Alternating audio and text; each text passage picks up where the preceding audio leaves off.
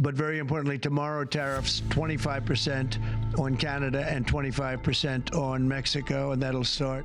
At 12:01 a.m., President Donald Trump's plan to impose a 25% tariff on his country's two closest neighbors is set to go into effect. Originally, it was described as a day one priority, but found itself delayed multiple times. If he does move forward on tariffs on Canada, as he has said, whether it be back on January 20th or on February 1st or February 15th as a Valentine's Day present, or on April 1st, or whenever he says he's going to do it, as he keeps repeating. Needless to say, the flip-flopping has created uncertainty, and the same can be said about the proposal's origins altogether. We've lost millions of people due to fentanyl. It comes mostly from China, but it comes through Mexico and it comes through Canada. But the threat alone has left Canadian leaders scrambling, and for good reason. It's like a family member stabbing you right in the heart. With over $400 billion worth of exports into the United States last year alone, America is Canada's #1 customer. But I would expect there to be a very deep recession driven by the decline in exports from the tariffs. I don't think it'll be as bad as the Great Depression. I don't think it'll be as bad as the bottom of COVID.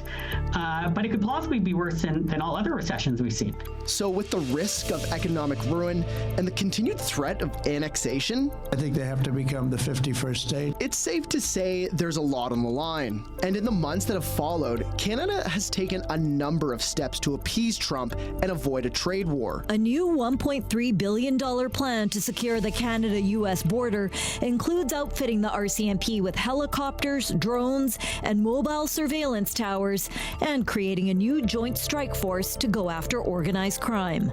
By ramping up its border security, appointing a fentanyl czar, and promising retaliatory measures of its own. To be clear, if Trump is imposing tariffs, we're ready.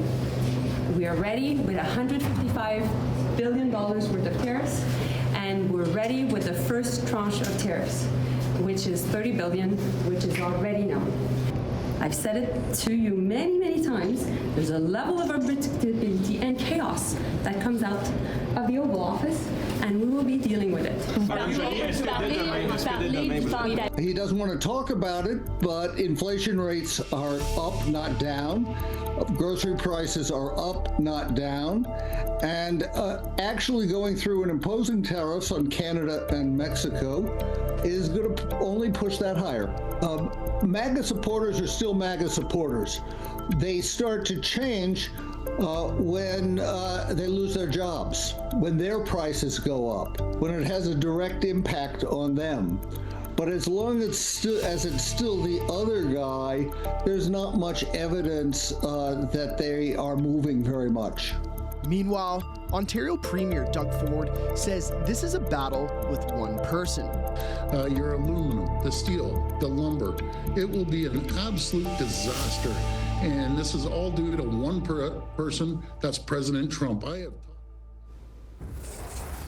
With the tariffs set to take effect tonight and markets already sliding into the red, the economic toll is starting to take shape. But only one question remains. How far will this go? We'll be following this and the fallout tomorrow.